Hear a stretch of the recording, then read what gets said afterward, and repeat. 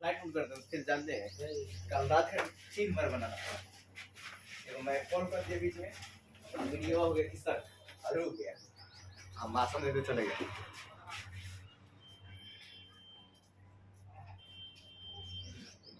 कहाँ गया अब आप लोग अभी भी चालू है। ऐसे ही होना चाहिए। मतलब चालू हो गया अभी इसको कर लीजिए तो सब रील में खा जाते थे ये भी कहाँ से ये सब अभी 50% बोल तो दिखा दे लगा ले चैलेंज नहीं हमारे को लगा चैलेंज जो जीत के दे हो जीत हम दे के दे चैलेंज लगा ले। चलिए चलिए सुनिए ध्यान दीजिए ऐसा आप सुनिए सुनिए सुनिए मन सुनिएगा आधा याद होगा यहीं पर। तो नमस्कार साथियों मैं विकेश कुमार आप सभी को स्ट्राइट सन क्लास में तहे दिल से स्वागत करता हूं और आज हम आपके लिए लेकर आए हैं मॉडर्न हिस्ट्री का लेक्चर नंबर 3।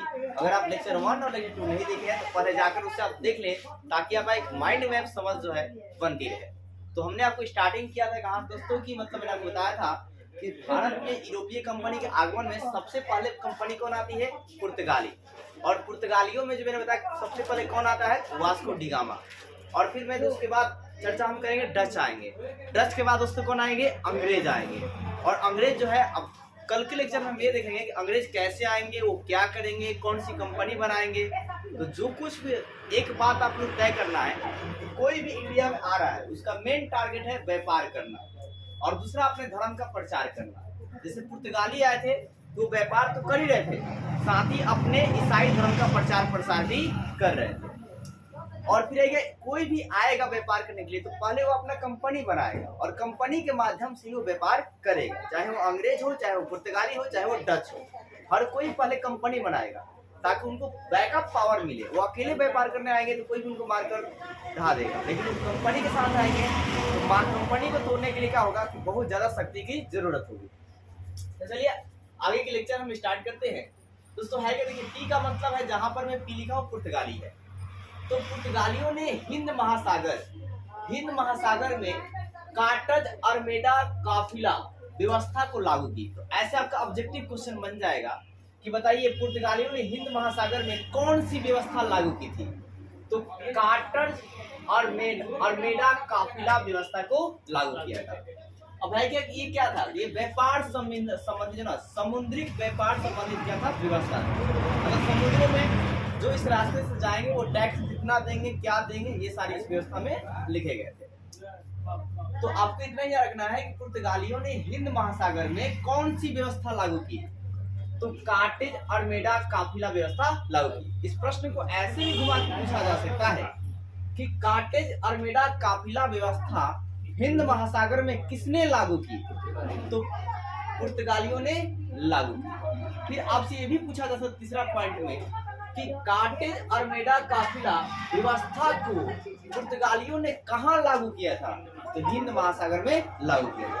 तीन तरह से आप समझे और उसके बाद आप लाइन को याद करिए कि पुर्तगालियों ने हिंद महासागर में कार्टेज काफिला दोस्तों क्या जी और अरमेडा जो है आपका व्यवस्था को लागू किया था।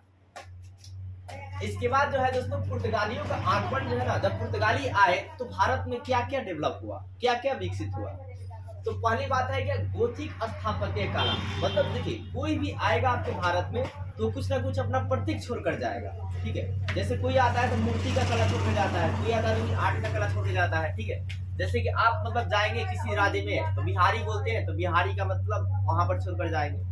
दूसरी प्रकार जो पुर्तगाली आए थे वो गोथिक स्थापत्य कला को छोड़कर जाए थे मतलब ईसाई मिशनरियों के द्वारा ईसाई धर्म का प्रचार प्रसार को छोड़ के गए। और दूसरा क्या प्रिंटिंग प्रेस की शुरुआत हो गई। प्रिंटिंग मतलब छपाई वाला काम जो है चालू हो गया। पुर्तगाली आए तभी जाकर भारत में भी छपाई का काम क्या हुआ जी चालू हो गया। लोग भी लिखा पढ़ी करने लगे दस्तावेज जो है बना बना कर रखने लगे। फिर क्या तंबाकू की खेती भी क्या हुआ शुरू हो गया। तब यहाँ से प्रश्न ये बन जाएंगे कि पुर्तगालियों के आगमन से भारत में क्या क्या हुआ। तो भाई साहब क्या हुआ जी गोथिक स्थापत्य कला का शुरुआत हुई प्रिंटिंग प्रेस का शुरुआत हुआ फिर क्या तंबाकू की खेती की शुरुआत हुई। आपसे ये भी पूछ लिया जाएगा ऑब्जेक्टिव में कि तंबाकू की खेती की शुरुआत यूरोपीय कंपनी में किस कंपनी के आने से हुआ? तो पुर्तगाली कंपनी के आने से हुआ। आपसे ये भी पूछ लिया जाएगा कि गोथिक स्थापत्य कला की शुरुआत जो है किसके आने से हुआ था? तो पुर्तगालियों के आने से हुआ था। आपसे ये पूछ लिया जाएगा प्रिंटिंग प्रेस की शुरुआत किसके कंपनी से आने से हुआ? तो पुर्तगालियों की कंपनी से आने से हुआ। मैं भारत की बात कर रहा हूँ, लेकिन प्रिंटिंग प्रेस की जो है ना, मतलब श्रेय किनको दिया जाता है कि मतलब किसने बनाया इसको? तो चीन ने, चाइना ने इसको बनाया था, और चाइना से दूसरे देशों में ये गया और फिर दूसरे देशों में पूरा वर्ल्ड लेवल पर फैल गया। तो आपसे प्रिंटिंग प्रेस का पूछेगा कि मतलब किसने बनाया है प्रिंटिंग, ये छपाई वाला छापा खाना किसने बनाया है? तो चाइना ने, ठीक है। लेकिन आपका ये भारत में किसने लेकर आया इसको? तो पुर्तगालियों ने इसको लेकर आया। फिर तो ये बात हो गई पहली बात। अब जैसे आप दो बात को इति कर लेते हैं तो उस दोनों बात का रिवीजन करेंगे। पुर्तगालियों ने सबसे पहले भाई साहब भाई क्या कि कार्टेज, अर्मेडा और काफिला पर क्या कर लिया उन्होंने? व्यवस्था लागू की हिंद महासागर में। दूसरी बात, पुर्तगालियों आगमन किया तो गोथिक स्थापत्य कला, फिर तंबाकू की खेती भाई साहब, और प्रिंटिंग प्रेस की शुरुआत। अब तीसरे पॉइंट पे आते हैं कि प्रमुख ईसाई संत पुर्तगालियों ने जब आया तो मैंने बताया था कि ईसाई धर्म का प्रचार प्रसार किया। तो कोई प्रसार प्रचार करने वाला क्या होते हैं? संत होते हैं, महात्मा होते हैं। तो प्रमुख ईसाई संत कौन थे? तो Saint Francis Xavier, Saint Francis Xavier, Xavier तो है क्या? Saint Francis Xavier. और कौन थे? फादर रुडोल्फ और फादर मोसेरेट। तो आपसे ये पूछ लिया निम्नलिखित में पुर्तगाल के समय जब ईसाई धर्म का प्रचार प्रसार करा था तो उसमें ईसाई धर्म का प्रचार प्रसार करने वाले निम्नलिखित में कौन थे? तो निम्नलिखित में कौन थे जब आप रहेगा तो तीनों में से कोई भी आपको ऑप्शन दिखेगा आप टिक लगा देंगे कि सेंट फ्रांसिस जेवियर या फादर रुडोल्फ या फादर मोसेरेट। तो आपसे ये भी अलग से प्रश्न बन जाते हैं, उल्टा जब घुमा के पूछा जाता है कि फादर मोसेरेट कौन थे, तो आप जानते रहेंगे कि आप प्रमुख ईसाई संत थे। फिर आपसे भी पूछ रहे सेंट फ्रांसिस जेवियर कौन थे? तो प्रमुख ईसाई संत थे। और फादर रुडोल्फ कौन थे? तो प्रमुख ईसाई संत थे। तो तीन गो नाम ही है, तो आप याद रखेंगे कि प्रमुख ईसाई संत कौन थे? तो फादर रुडोल्फ, फादर मोसेरेट और सेंट फ्रांसिस जेवियर। इसके बाद दोस्तों है क्या कि ईसाई धर्म का प्रचार प्रसार तो हुआ ही, साथ ही ईसाई मिशनरियों मतलब ईसाई लोगों ने, ईसाई मिशनरियों ने स्कूल और कॉलेज, स्कूल और क्या जी कॉलेज को भी बनाया। मतलब ये जब भारत में आए ना भाई साहब तो पूरी तरह से उनकी बात को समझने वाला भी कोई चाहिए, ठीक है। तो इसलिए उन्होंने क्या किया? स्कूल भी खोले, और क्या खोले? कॉलेज। एक और बात आपको याद रखना कि भारत में कोई भी स्कूल और कॉलेज खोलेगा वो अपने फायदे के लिए खुलेगा, ना कि भारत के लोगों को विद्वान बनाने के लिए। अब इसमें अब बोलेंगे ऐसा कैसे? लोग पढ़ेंगे तो विद्वान नहीं होंगे? तो नहीं, वो उतना ही पढ़ाएगा जो उतना उसको काम है, वो उतना ही सिखाएगा उसको जितना उसको काम है। क्योंकि बड़े पदों पर हमेशा अगर पुर्तगाली आ रहे हैं तो जो बड़ा पद होगा उस पर पुर्तगाली ही रहेगा, बल्कि छोटा पद पर सैनिक कोई नहीं जिसमें काम करवाया जा सके उसमें पुर्तगाली होंगे। यही काम डच भी करेंगे, यही काम अंग्रेज भी करेंगे, बस अंग्रेज थोड़ा और भी अच्छे ढंग से करेंगे, इसलिए अंग्रेज बहुत साल टिक पाएंगे। तो है क्या ईसाई मिशनरियों ने क्या किया? स्कूल कॉलेज का निर्माण करवाया और साथ ही इतिहास और संस्कृति पर क्या किया जी? शोध किया। जैसे इतिहास आपकी थी दूसरों को मॉडिफाई कर दो, इतिहास ऐसा नहीं ऐसा होना चाहिए, संस्कृति ऐसा नहीं ऐसी होनी चाहिए, मतलब पहनावा वहनावा सब कुछ में क्या किया? थोड़ा बहुत बदलाव किया। आप भी किसी के मतलब कपड़ा उपड़ा पहनावा को देखेंगे तो आप सोचेंगे नहीं वो अच्छा लग रहा है इस तरह, तो हमको भी ऐसे पहनना चाहिए। आज के डेट में पूरे पश्चिमी सभ्यता के लोग जो है ना, पश्चिमी सभ्यता के मतलब क्या बोलते हैं, भारतीय भी नकल करते हैं और न भारतीयों का भी नकल पश्चिमी सभ्यता वाले करते हैं, लेकिन ज्यादातर नकल हम लोग करते हैं। ये हमारी दुर्भाग्य है, ऐसा नहीं होना चाहिए। क्योंकि भारत संस्कृति के मामले में पूछा जाता है कि संस्कृति का उद्भव कहाँ से हुआ है, तो भारत से हुआ है। तो इस संस्कृति को बनाए रखना चाहिए हमें। और मानव जाति का उद्भव कहाँ से हुआ है? अफ्रीका से हुआ है। अब तो आगे नेक्स्ट बात करते हैं। देखिए पुर्तगालियों ने हुंगली को बंगाल की खाड़ी में लूटपाट के अड्डे का उपयोग किया था। तो आपका है क्या? देखिए कि पूछ लिया जाएगा कि बताइए कि पुर्तगालियों ने लूटपाट का अड्डा जो है किसको बनाया था? तो हुंगली को। किसको जी? हुंगली को। हुंगली कहाँ है भाई साहब? बंगाल की खाड़ी में। मतलब एक टॉपिक एक है, इसमें 3-4 प्रश्न बने। तो बताइए कि मतलब पुर्तगालियों ने लूटपाट का अड्डा जो है किसका बनाया था? किसको बनाया था? तो हुंगली को। हुंगली कहाँ है? बंगाल की खाड़ी में। इसमें जी बंगाल की खाड़ी में। इसे बे ऑफ बंगाल भी कहते हैं, बे ऑफ बंगाल। अब देखिए, अब है क्या कि इलाका भारत का है, तो भारत के राजा जो है थोड़ा घुसाएंगे, और घुसाने के बाद क्या करेंगे, 1632 में एक मुगल बादशाह थे शाहजहां। कौन है जी? शाहजहां। कौन है साहब? शाहजहां। शाहजहां क्या करेगा, 1932 में हुगली में जो पुर्तगालियों का बस्ती होगा उसे क्या कर देगा, नष्ट कर देगा। क्या कर देगा भाई साहब? नष्ट कर देगा। तो यहाँ पर इनकी पावर थोड़ी कमजोर हो जाएगी, ठीक है। और इसी तरह मतलब फिर डच भी थोड़ा इनको प्रभावित करेंगे, अंग्रेज भी थोड़ा प्रभावित करेंगे। फिर एक बार क्या होगा कि मतलब ये लोग शादी जब करेंगे ना, मतलब शासकों से, तो ये लोग मुंबई इलाका को दान में दे देंगे, पुर्तगाली दान में दे देंगे। तो इनके पास अब और भी जो चीजें होगी वो कम हो जाएगी। ये आप बाद में कल के लेक्चर में देखेंगे। तो एक बार फिर से हम लोग पुर्तगालियों के बारे में कुछ बातें देख लेते हैं कि आपने क्या मोटा मोटी देखा कि पुर्तगालियों ने कहा भाई साहब हिंद महासागर में कार्टेज और अरमेडा और काफिला व्यवस्था को लागू किया। फिर है क्या, पुर्तगालियों के आगमन से क्या हुआ, गोथिक स्थापत्य कला, तंबाकू की खेती और क्या भाई साहब, प्रिंटिंग प्रेस की शुरुआत होने लगी भारत में। फिर है क्या, ईसाई प्रमुख संत कौन थे, तो फादर रुडोल्फ और फादर वेनो सेंट और क्या जी, वेरियर ऑफ जेवियर। तो याद कर लेंगे, लास्ट वर्ड में क्या, जेवियर। फिर इन्होंने आया तो क्या, स्कूल बनाया, कॉलेज बनाया, ठीक है, और क्या जी, इतिहास और संस्कृति में शोधन किया। फिर है क्या कि इन्होंने पुर्तगालियों ने अपना अड्डा कहाँ बनाया था लड़ने के लिए, तो बंगाल की खाड़ी में। बंगाल खाड़ी में कहा भाई, हुगली। कहा जी, हुगली, एक नदी का नाम, उसमें मतलब जो स्थलीय इलाका था वहां बनाया था। फिर इसको नष्ट किसने कर दिया, हुगली में जो पुर्तगाली की बस्ती थी, तो बहादुर किसने जी भाई साहब, मुगल बादशाह शाहजहां ने। कौन जी, मुगल बादशाह क्या जी, शाहजहां ने। एक और बात यहाँ फैक्ट क्या रखेंगे, मतलब आगे आप मेडिवल हिस्ट्री में पीछे पढ़ेंगे कि मुगल जो शासन, मुगल जो काल था, ये मुगल जो थे ना, इनके संस्थापक कौन थे, बाबर थे। कौन थे, बाबर। अब बात करते हैं कि भारत में डचों का आगमन। तो सबसे पहले देखिए, भारत में जब डच भी आने से पहले एक कंपनी बनाएंगे, तो है क्या कि इनका है क्या, ध्यान दीजिए, मैंने कल बताया था कि इनके कंपनी, पुर्तगाली कंपनी का नाम क्या था, एस्तादो द इंडिया। क्या नाम था, एस्तादो द इंडिया। ये सब बहुत ज्यादा पूछे जाते हैं, हाईलाइटेड प्रश्न है, हर किसी को याद रहता है, लेकिन ये सब जो कंटेंट है बहुत कम याद रहता है, इसलिए आप लोग इसको फोकस करेंगे कि फ्यूचर एग्जाम के लिए सब जरूरत होंगे। एग्जाम में अंदर से पूछेगा, एनसीईआरटी के अंदर जाएगा। तो देखिए बात करते हैं भारत में डचों का दोस्तों आगमन। तो ये लोग अपने पहले डच लोग क्या किए, सबसे पहले समझिए डच होते कौन थे। तो ये होलैंड, आज की डेट में नीदरलैंड, ठीक है, होलैंड और नीदरलैंड से मतलब छोटे छोटे समूह जो मिलकर इन्होंने डच कहलाए थे। यानी कि वास्तव में डच कौन है, होलैंड या नीदरलैंड का रहने वाला। कहाँ का रहने वाला है, होलैंड या नीदरलैंड का रहने वाला है। और उन्होंने अपने वहां पर क्या किया, वहां के राजा डच संसद ने क्या किया, डच संसद, ठीक है, जब भी नियम कानून जो बनता है ना वो संसद में खासकर बनता है, ठीक है। तो है क्या, वहां पर संसद, डच संसद ने क्या किया, कंपनी बनाई। कंपनी का नाम क्या था, यूनाइटेड ईस्ट इंडिया कंपनी। क्या जी, यूनाइटेड ईस्ट इंडिया कंपनी। जब भी मैं क्या बोलते हैं, ईस्ट इंडिया क्या जी, कंपनी। जब भी EIAC लिखूंगा उससे पढ़ेंगे आप ईस्ट इंडिया कंपनी, ताकि शॉर्ट में समझा जाए। तो United East India Company of the Netherlands.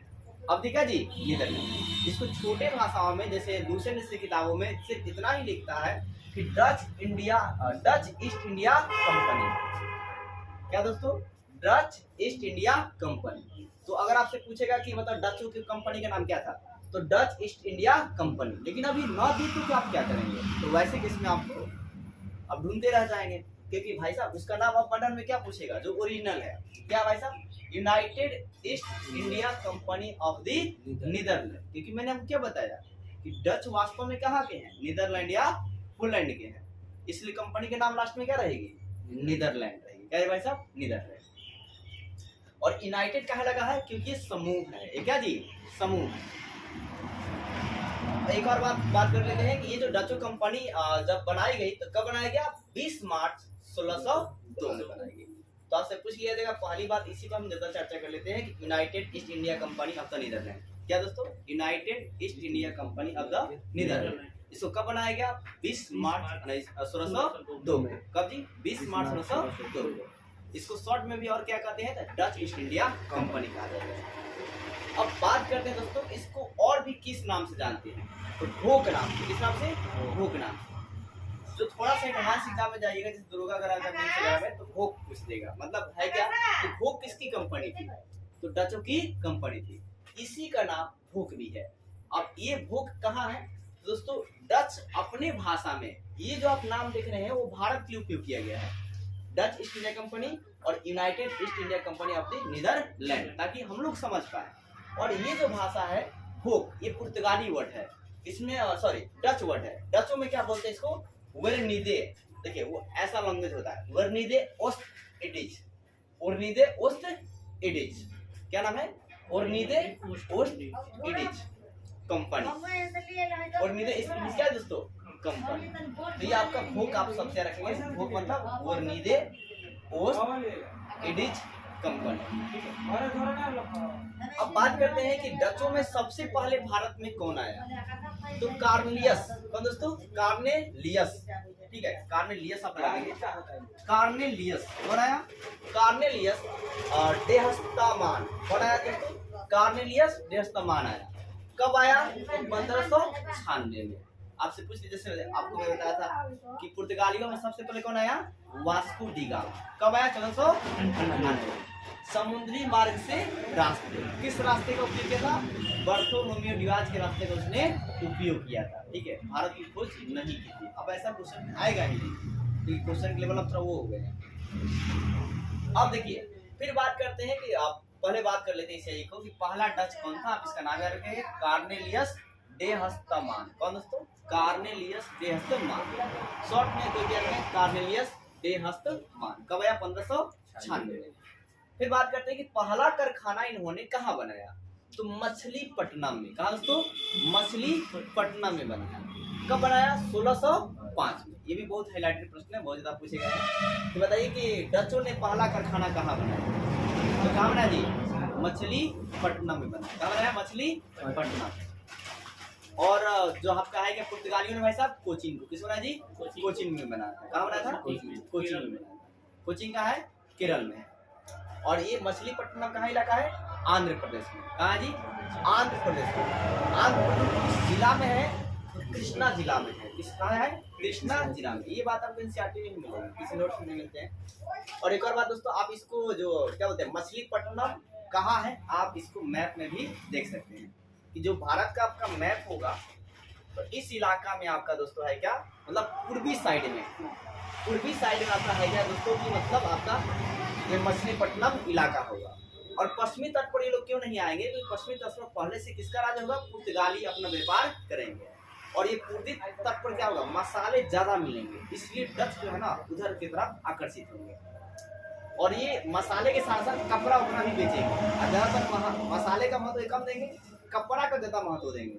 लेकिन पुर्तगाली जो होंगे वो कपड़ा का महत्व ज्यादा देंगे। और पुर्तगाली दोस्तों ये क्या बोलते हैं, आयात वस्तु को लेकर जाते थे यहाँ से और बेचते थे, और वो भाई साहब वो निर्यात भी कर देंगे। डच जो है ना ये वस्तु को निर्यात भी करेंगे। यहाँ समझना है कि पहला कारखाना कहाँ खोला गया, मछलीपट्टनम में। कब खोला गया, 1605 में। मछलीपट्टनम कहाँ है भाई, आंध्र प्रदेश कृष्णा जिला में। फिर आपका है क्या कि इन्होंने, ध्यान दीजिए, ये जो United East India Company of the Netherland जो है, ये जब भारत में आई तो वहाँ ब्रिटिश डच संसद ने कितना साल के लिए चार्टर एक्ट तैयार किया, 21 वर्षों के लिए। कितना दोस्तों, 21 वर्षों की अनुमति दिया कि आप जाकर 21 वर्षों को इसी नियम से आप लोग काम वगैरह करेंगे। जैसे कि भारत में भी मतलब अंग्रेज भी आएंगे तो भी चार्टर एक्ट लेकर आएंगे और 20-20 साल का वो राज करेंगे। और वहाँ की महारानी जो एलिजाबेथ होगी, ऐसे करके मतलब वो भी अपना चार्टर एक्ट निकालेगी और उसके अकॉर्डिंग ही राज करना है, उसके इधर आपको नहीं करना है। मतलब कंपनी को भी जवाब देना है कि हम भारत में आए हैं तो क्या कर रहे हैं। तो अब आगे देखते हैं दूसरी जो कम आगे चलकर दोस्तों, पुलिकट में क्या किया गया, फैक्ट्री जो है बनाया गया। और फैक्ट्री का उसका नाम क्या था, तो गोल्ड्रिया। क्या नाम था दोस्तों, गोल्ड्रिया। तो आपसे पूछा जाएगा गोल्ड्रिया फैक्ट्री कहाँ थी, पुलिकट में थी। अब एक और बात, ये एकमात्र ऐसा फैक्ट्री था जो किलाबंदी बस्ती था। क्या था, किलाबंदी, मतलब ये दुर्ग था, मतलब दुर्ग बनाया गया। किलाबंदी मतलब जो इलाका चारों तरफ से घिरा रहेगा उसे ही बोलेंगे किलाबंदी या दुर्ग क्षेत्र। क्या बोलेंगे, दुर्ग क्षेत्र। एक और आपको बताया था कि दुर्ग मतलब या किला मतलब क्या होता है। और एक और देखिए, गोल्ड्रिया का इसका नाम पड़ा गया है क्योंकि यहाँ इस फैक्ट्री में स्वर्ण सिक्के को ढाला जाता था, मतलब सोने के सिक्के को ढाले जाते थे। ये सिक्का जी स्वर्ण पगौरा, क्या बोलते हैं? स्वर्ण पगौरा। पगौरा मतलब सिक्के, पगौरा देखा था जी, सिक्के होता है, पगौरा मतलब सिक्के होता है। तो इस नाम को कम पूछता है, इस नाम को पूछता है, मैं आपको समझाने के लिए इस नाम को मैंने लिखा है। तो बताइए स्वर्ण पगौरा जो है कहाँ पर बनते थे? तो पुलिकट में। कहाँ दोस्तों? पुलिकट में। कहाँ जी? पुलिकट में। पुलिकट जहाँ मतलब आपका है वो है क्या, उस कंपनी का नाम क्या था? पुलिकट में जो कंपनी थी उसका नाम क्या था जी? गोल्ड्रिया। क्या नाम था? गोल्ड्रिया। अब ऐसे अलग से भी क्वेश्चन आता है, वो कौन सी डचों की फैक्ट्री थी जो किला बंदी थी? तो गोल्ड्रिया थी। कौन थी? गोल्ड्रिया। गोल्ड्रिया फैक्ट्री कहाँ थी? पुलिकट में। कहाँ थी? और ये भी दोस्तों आंध्र प्रदेश के पास में ही है। ये भी क्या जी? आंध्र प्रदेश के पास में। फिर बात करते हैं कि बंगाल में डच की पहली फैक्ट्री। अब देखिए ये मैंने पूरा भारत की बात किया, मैं देखिए एक बात पहले बता रहा हूँ कि देखिए सबकी निगाहें बंगाल की तरफ क्यों जाती है, क्योंकि बंगाल एक समुद्री इलाका है और वहां से व्यापार करना बहुत ही आसान है, मुनाफा बहुत ज्यादा होता है। इसलिए अंग्रेज भी आएंगे तो सबसे पहले कब्जा कहाँ करेंगे? तो बंगाल को ही अपना व्यापारी केंद्र वहां पे लगाएंगे।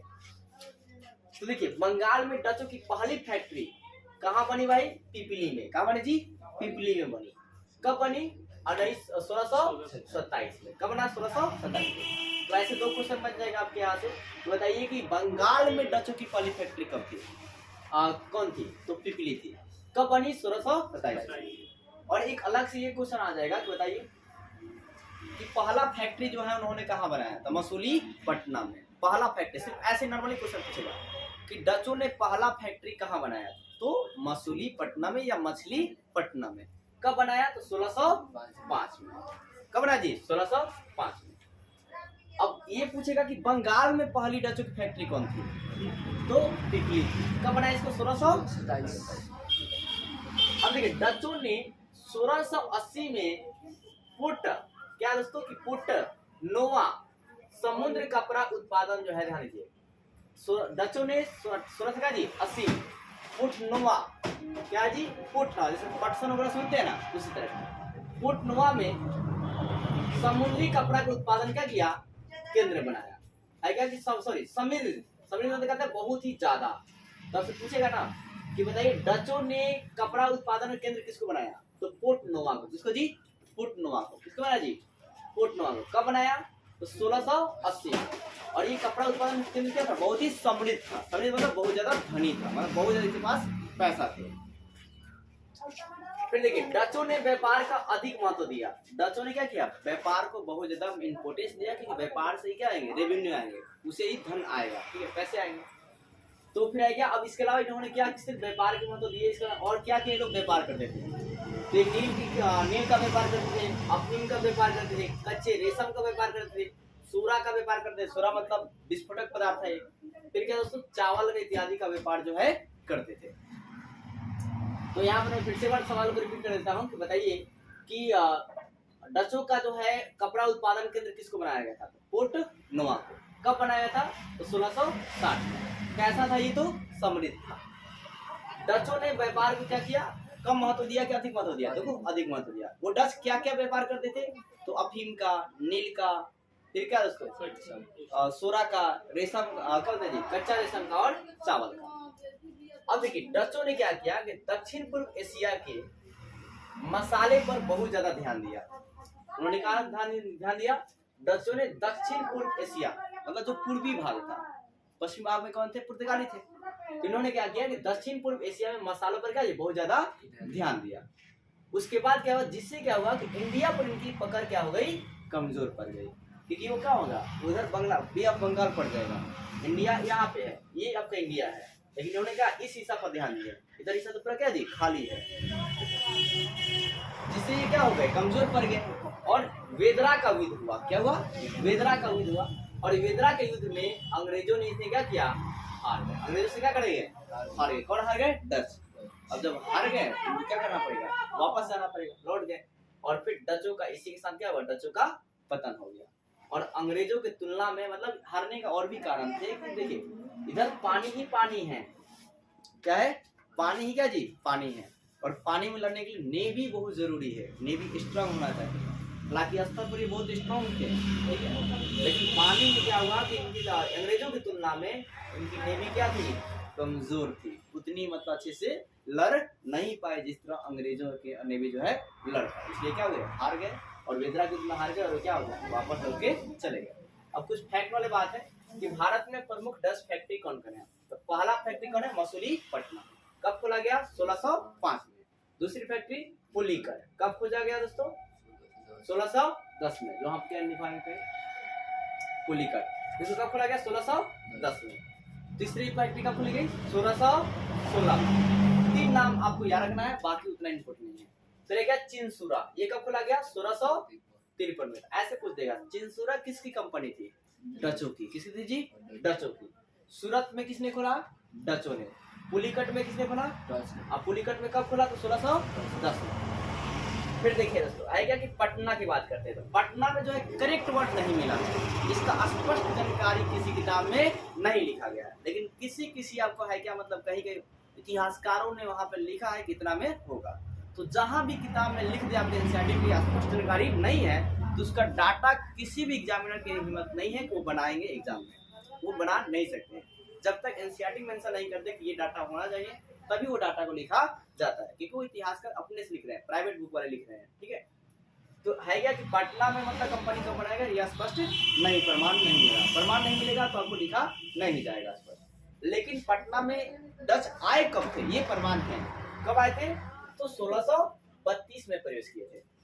कब आए थे, 1632 में। इसी साथ उल्टी अगरा सब मतलब इलाका में इन्होंने डचों ने घूम लिया, मतलब बिहार पटना घूमेंगे ना, देखिए उस समय से पटना ही नहीं था, या कोई एग्जाम के लिए रिमेम्बर करा जा रहा है कि पटना को देखो, क्योंकि बिहार, बंगाल, उड़ीसा उस समय तीनों क्या था, एक ही क्षेत्र में था, बिहार, बंगाल, उड़ीसा तीनों एक ही क्षेत्र में थे। फिर आपका काशी में अपना फैक्ट्री बनाया। अब देखिए आपका ये जो पटना में जो फैक्ट्री बनाई थी डचों ने, वही आज के डेट में क्या है, पटना कॉलेज है।